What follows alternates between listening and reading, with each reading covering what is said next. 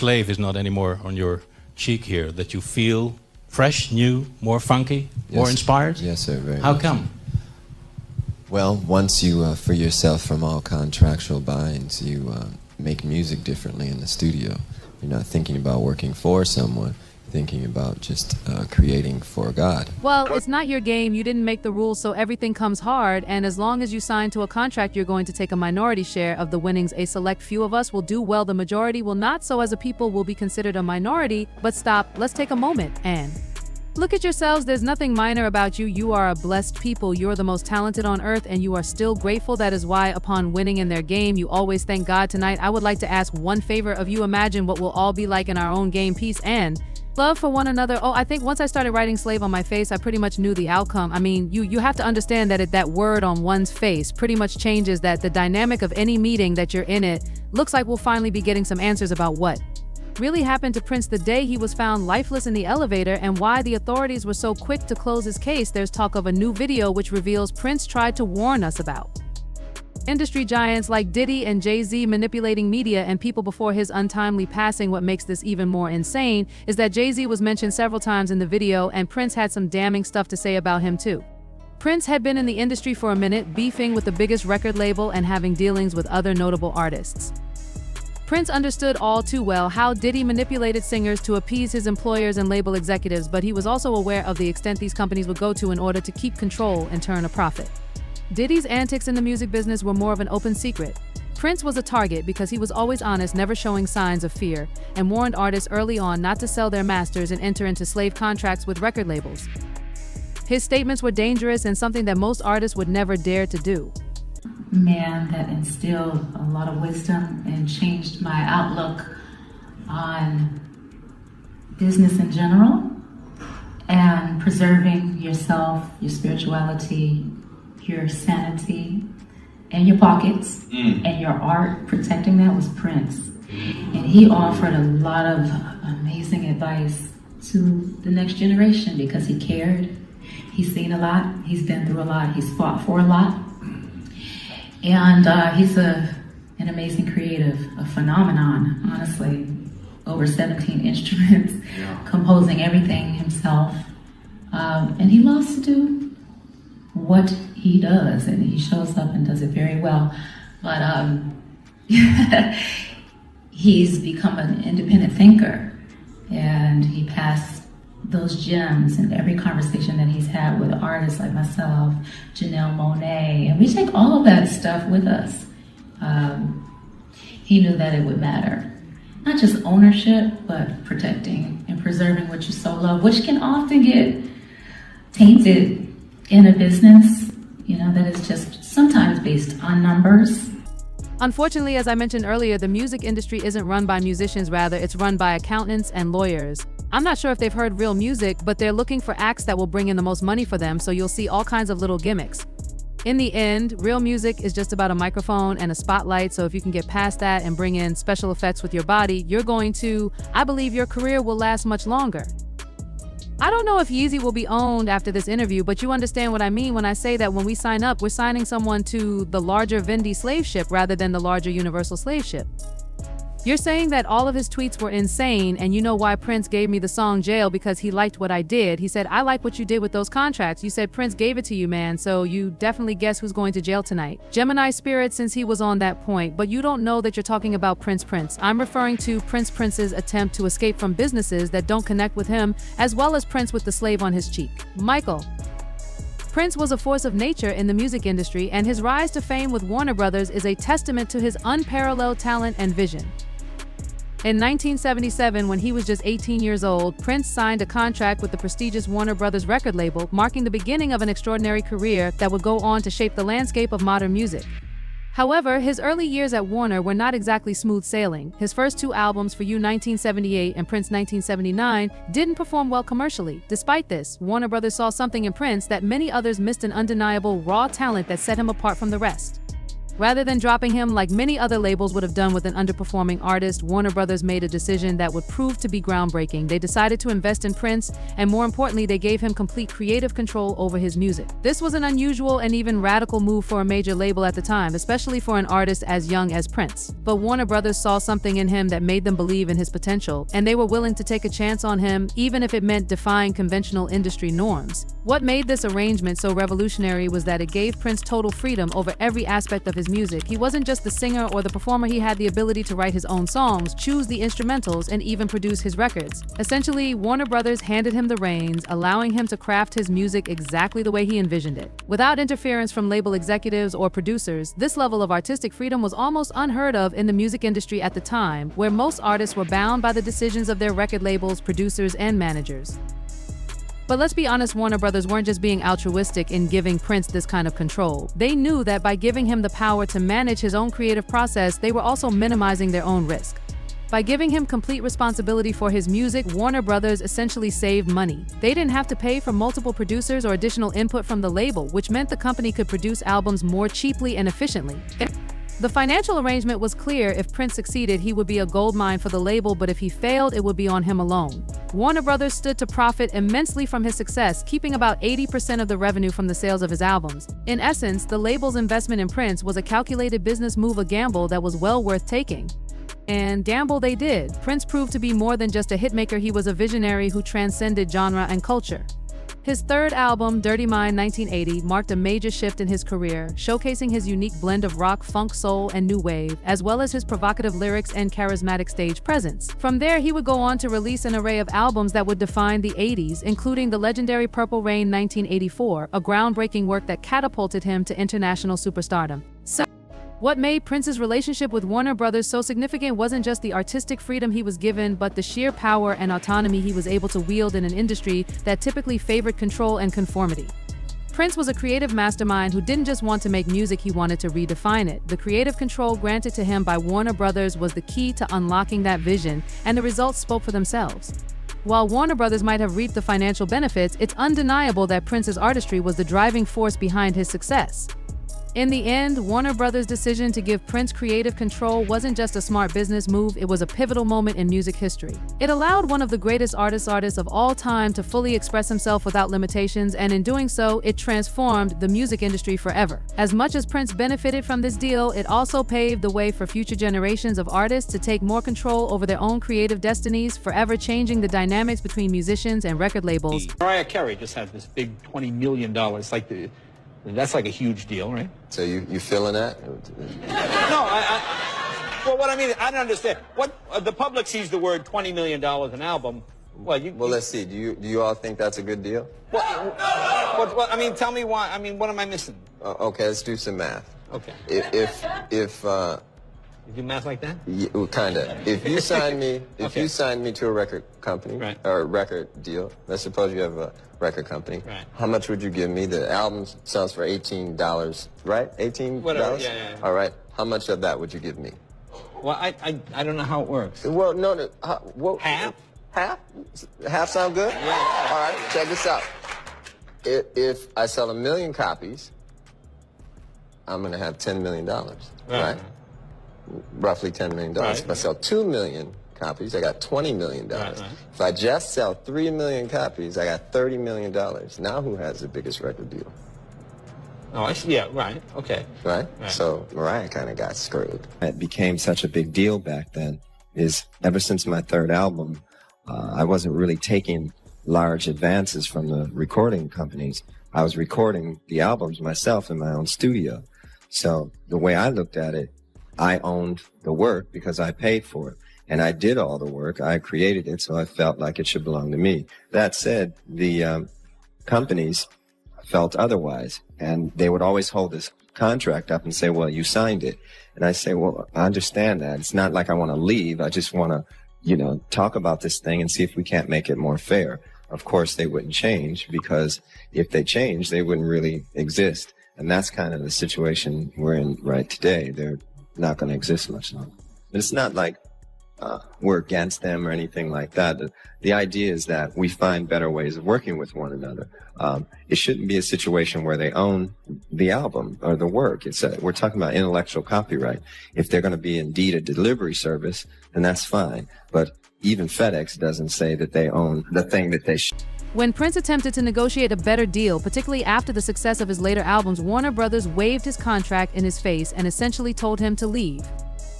In an interview with Rolling Stone, he stated that when you stop a man from dreaming, he becomes a slave. That's where I was. Warner Brothers owned everything Prince owned, including his name, likeness, and masters. In 1995, Prince boldly displayed the word slave whenever he appeared in public. Later, he changed his name from Prince to the artist formerly known as Prince or Symbol so that he could do some work outside of Warner Brothers' control, but the record label refused to let him go. I don't own Prince's music. If you don't own your master owns you. That system is going to be what you're talking about, where music is going to be free or not. I would like to see an alternative system, and that would be cool, but at the moment, there is no way for people to get seen or heard unless someone who has nothing to do with the creation of the music gets paid. That's just a Prince. Prince was their big money maker, and they claimed that Prince was insane and only out to cause trouble. Does that sound familiar to you? They tried to pull the same Kanye, and he would have received the Prince treatment if he hadn't yelled at the top of his lungs. Later, he said that he would re-record all of his successful albums. If he had followed through on this and distanced himself from the record companies, it would have shown to other musicians that they could still be successful and establish themselves without the record labels acting as middlemen. Prince had been fighting for nearly 20 years to release 2 new albums, but he only got to enjoy his success for 2 years before he was discovered dead in an elevator, the one place he feared he would die. Warner's hands were tied, and they agreed to return his masters and control of his publishing rights. The thing that, kind of spooked me about it all was he has a song called Let's Go Crazy. Yeah. And it says, don't let the elevator bring us down. One time when I was with him privately, he said, you know what the elevator is, right? No. I said, no, what's the elevator? He said, well, the elevator is the devil. Right? It scared me. I don't like to talk like that, but he said that. And so for me, it was like really haunting when I read that he was found in an elevator. Did he have health problems? That I don't know, right? What I know is that he was really health conscious. He was a vegan. He didn't abuse alcohol. I didn't know of him abusing drugs.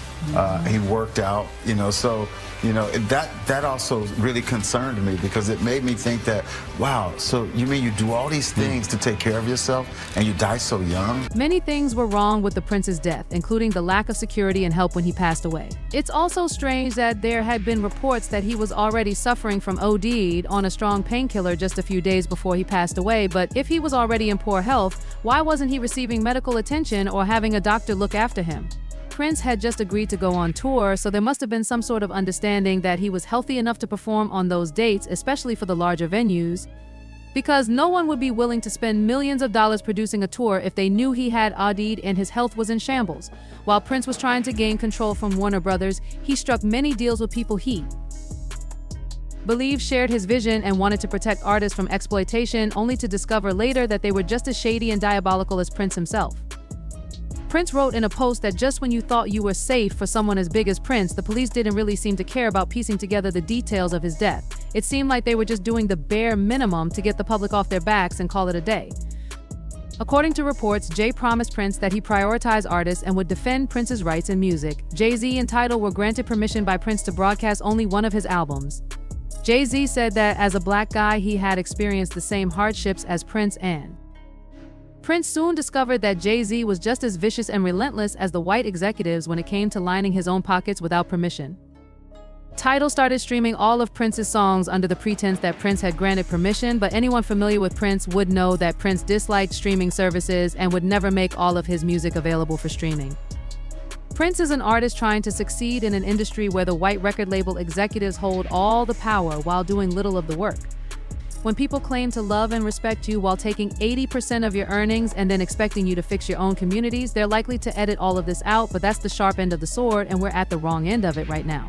Many artists aren't getting paid full scale for their art, and the internet, because of downloading things like that, is kind of like a black hole. It's difficult to audit and get accounting, and it's not just about the money. Prince got into yet another argument with another power broker because Jay-Z wouldn't let his new cash cow go. It said that Jay-Z wasn't fighting alone, as he brought in his longtime friend and partner Diddy. Diddy never forgets or forgives, and Prince knew exactly who Diddy was because what transpired at those parties was more or less an open secret in Hollywood, and those celebrities knew what it meant to stick around for one of Diddy's. You're familiar with several of these celebs from parties. All of them have visited Diddy's home, so they've seen all of his text messages. What day is it airing on the network program, Diddy? Are you coming on the show? I can read you my text message to Diddy. What's going on here? Everything has been business for me. You mean to tell me all those late nights were about what you were doing and where you were? I don't interact with them that way, so I don't have anything improper to say. There have been instances when I've seen Jay-Z, TD Jakes, Chris Brown, Jordan Woods, Travis Scott, and Beyonce in his residence, Teyana Taylor. I've seen them all. We were all in the backyard, but I've seen Justin Bieber, Usher the Baby, and everyone else who's attended a dyke party. Lohan, Lindsay Kutcher, Ashton Demi Moore, Amber Rose, Tyrese, I've seen them all. Blyde, Mary J. I've seen them all, but just because you go to a Diddy party doesn't mean that you were getting sprayed down with Vaseline and baby oil, because I tell you right now, nobody ever sprayed me with anything, and I don't even play around like that. You about me. I am so private with my personal intimacy that I love the fact that my business is private. Anything I've ever made public, I've talked about it on my show. I've been pretty much an open book with the action activities, but I try to conceal the names because I don't want those people bothering them. I learned as people started getting to know me, they would go track down anybody I'm involved with and then harass them. So the people I deal with are private people. They don't want their business in the streets, and we aren't spraying each other down with babies. The same thing he spent years fighting against was the exact thing that P. Diddy was doing to his artists, and Prince couldn't stomach being around that type of person. He lent Diddy his home for one of his parties to keep the peace, but he never bothered to attend any of these parties and reportedly warned artists, especially the younger ones, to stay away and not participate. He doesn't know. Piers, let me give you some context. Let me give you some context, because I'm gonna just cut straight to it.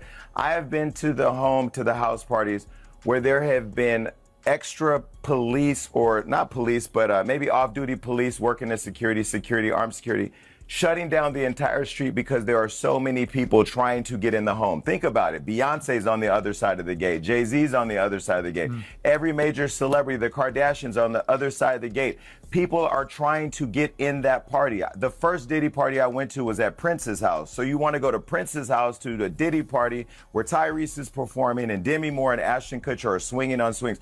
That is what's happening on the other side of the wall. And so the one thing that makes this party different than a Jamie Foxx party or any other celebrity party that wrangles a bunch of young women or guys or whatever too, is that Diddy didn't let you bring your security in the party. That is the one thing that I thought was odd, because, you know, I came one time with my security and no other security other than Diddy's security is allowed to be inside the building. I mean, I saw Jay-Z and TD Jakes in there. Every major celebrity you can think of who may or may not get along may be on the other side of that gate with no security. And so now as you see this unfold, my wonder is, well, why weren't people able to have their protection with them when they were in the room? But the one thing I will add that, you know, people don't want to talk about is Diddy is not the only person that has these parties where they have people wrangling a bunch of women and there's nobody carding at the door. There's no regulation, right? And the reason is because these guys want to have a bunch of women around.